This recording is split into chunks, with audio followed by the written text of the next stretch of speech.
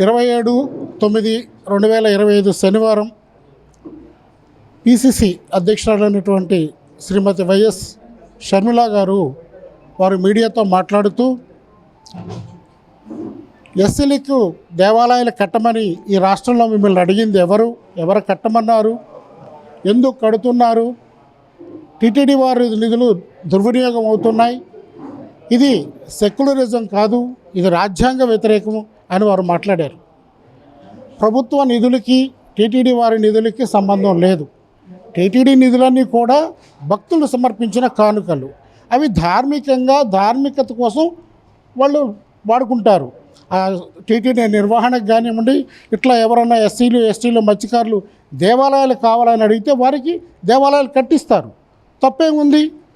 ఇక్కడ ఉన్నదంతా అణగారిన కులాలు, వివక్షతకు గురైన కులాలు. వీరు మాకు దేవాలయం కట్టండి, మేము వేదం నేర్చుకుంటాము, మేము మంత్రాలు నేర్చుకుంటాము, మేము కూడా గర్భగుడిలో పూజలు చేస్తాము.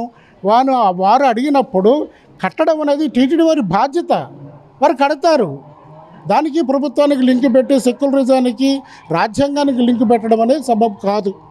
ఇది కేవలం ధార్మిక సంస్థ నిర్ణయాలు, నిధులు కాబట్టి ఇక్కడ ప్రభుత్వాల జోక్యాలు అనవసరం.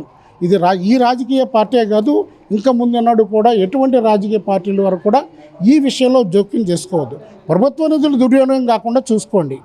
కాంగ్రెస్ ప్రభుత్వం హయాంలో వైఎస్ రాజశేఖర రెడ్డి గారు సీఎంగా ఉన్నప్పుడు ప్రభుత్వ నిధులతో పాస్టర్లకి జీతభత్యాలు ఇచ్చారు.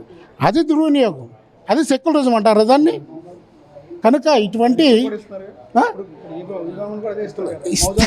ఇస్తారు. ఇప్పుడు వీళ్ళు అది కాదు కదా, వీళ్ళు కేవలం టీటీడీ నిధులు. టీటీడీ వారు అంటే స్వామివారికి వచ్చిన నిధులతోనే వీళ్ళ దేవాలయాల నిర్మాణం, వీళ్ళు ట్రైనింగ్ అక్కడే, వీళ్ళు నేర్చుకున్నది అక్కడే, వీళ్ళు వేదం పఠించింది అక్కడే, దేవాలయాల్లో పూజలు చేస్తున్నది అక్కడే.